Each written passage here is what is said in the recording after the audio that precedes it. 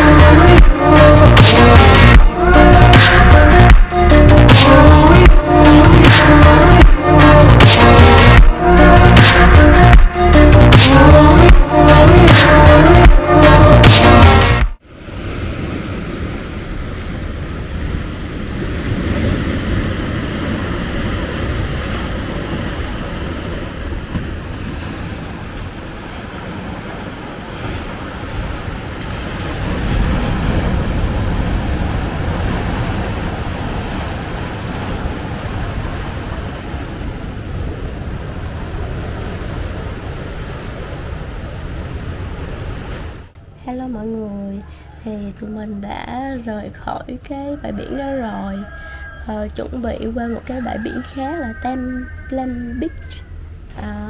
Thì đói quá thì cho trên cái đường đi qua thì tụi mình có ghé một quán ăn dọc đường để ăn. Đây là menu của quán nè. Tụi mình kêu một phần nasi goreng, nhưng phần ayam goreng. Nasi goreng có nghĩa là cơm chiên, ayam goreng có nghĩa là gà chiên với cơm. Đó. Đây là phần nasi goreng cơm chiên của mình. Còn đây là phần ayam goreng gà chiên với cơm. Em bé ơi, đang quay cái em bé lại xin ăn nên cho vô clip luôn. Bị la mọi người, tính lại chơi với mình mà bị bà chủ la thôi, đứng đó phải nắng rồi con.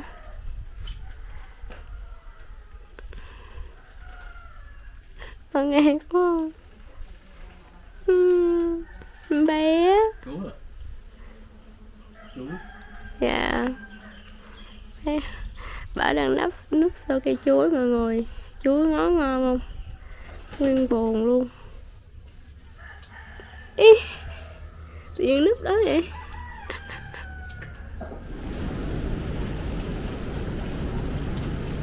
Mình đã tới Templan Beach rồi nè mọi người. Đây, đi vô bên trong thì nó như một cái hang lớn vậy. Ai rảnh sẽ được đá nè.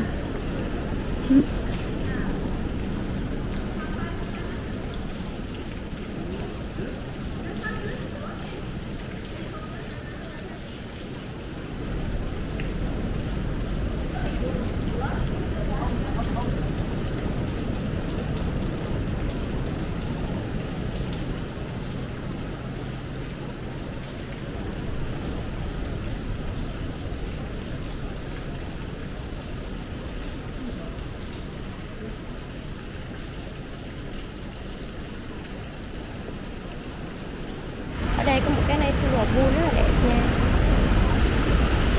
Đang tắm, tí nữa mình cũng xuống. Đã chưa, cái này là ở suối ở trên chảy xuống đó mọi người. Còn đây là bãi biển nè.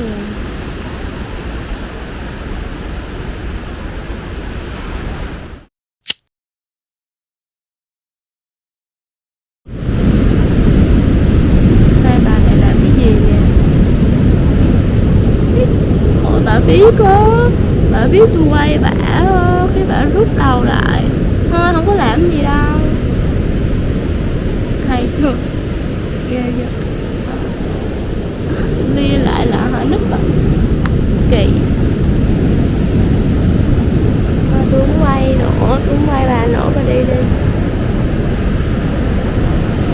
Bây giờ là 5 giờ chiều rồi, thủy triều lên cao dữ lắm, sóng đánh mạnh ghê đó mọi người ơi. Đa số khách ở đây về hết trơn rồi, nhưng mình còn ở lại quay thêm một chút hình ảnh đẹp cuối cùng.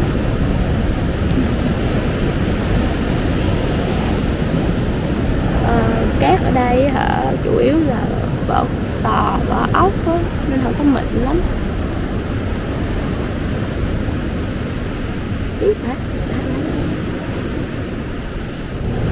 Zoom vô có thấy đã.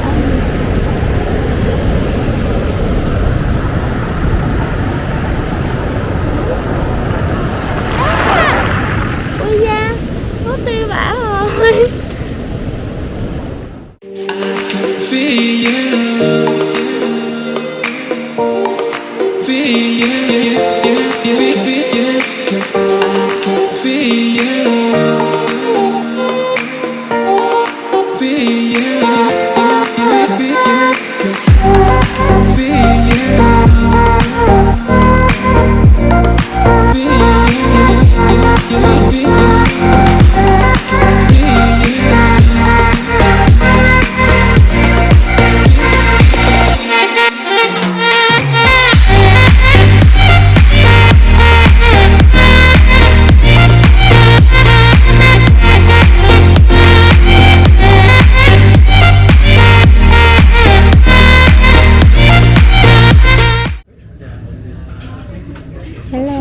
Bây giờ tụi mình đang đi ăn tối.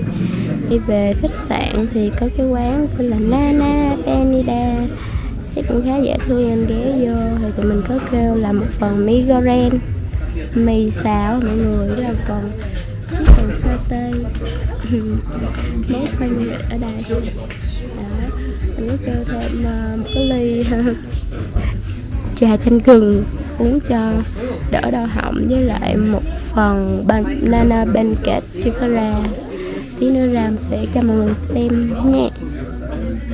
Bây giờ mình ăn đây, banana pancake rồi nè mọi người ơi.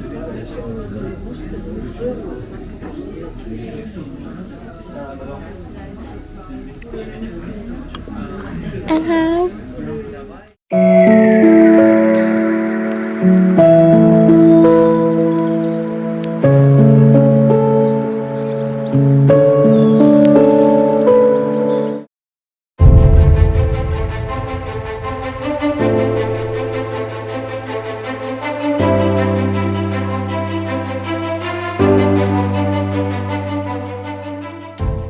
Bây giờ mình đang ở Diamond Beach,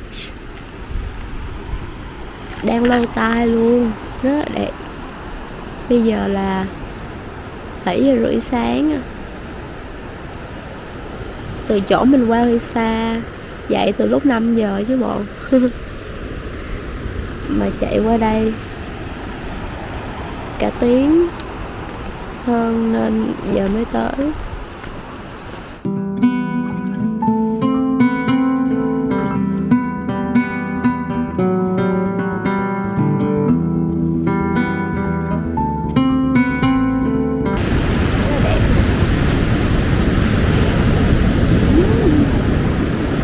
Lúc nãy là tụi mình ở trên kia đó, đi xuống dọc cầu thang xong rồi đu dây xuống đây đó. Người ta đang leo qua vách đá để leo lên.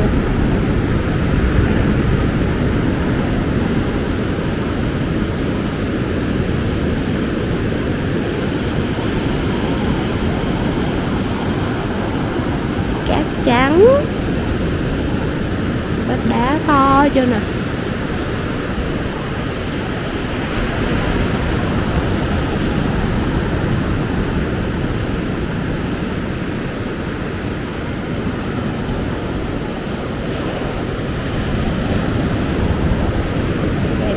Chụp một số tấm hình ở trên cái cầu thang nổi tiếng của Diamond Beach rồi. Thì bây giờ tắm biển một xíu, xong rồi đi lên sẽ tiếp tục di chuyển qua một địa điểm khác và dẫn mọi người theo vậy nha.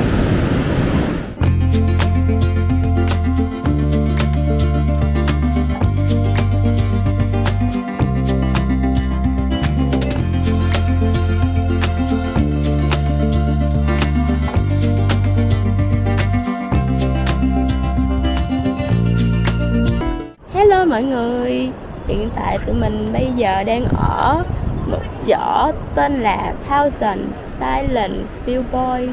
Nó nằm sát cái Diamond Beach hồi nãy tụi mình đi luôn á. Hồi xưa chỗ này á, thì nó có cho ở lại, cho khách du lịch ngủ lại qua đêm á. Nó có những cái căn bungalow vậy nè. Đó, như vậy. Mà giờ nó hết cho ngủ lại, không biết sao. Chỉ có cho tới tham quan và chụp ảnh thôi. Thấy mọi người qua đó lên đó chụp quá trời, thấy không? Đây. Còn đây là cảnh nè. Mình đang ở đứng trên một cái căn bungalow khác. Ngó qua. Đó, quay vòng vòng cho mọi người coi nha. Có nhiều căn đó mọi người. Mà căn này là nổi tiếng nhất tại cái view đó nhìn thẳng qua Diamond Beach luôn. Là ai cũng ra đó chụp hình hết trơn.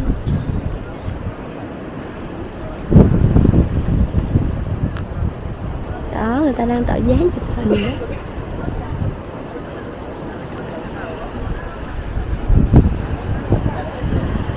Phía bên kia là Diamond Beach á. Phía bên kia là Diamond Beach. Cũng đông người tới lắm. Thường người ta đi Diamond Beach xong người ta ghé, hoặc là ghé đến đây trước xong ghé Diamond Beach, là hai cái gần nhau nó tiện đó. Cập nhật với mọi người vậy thôi. Bye bye.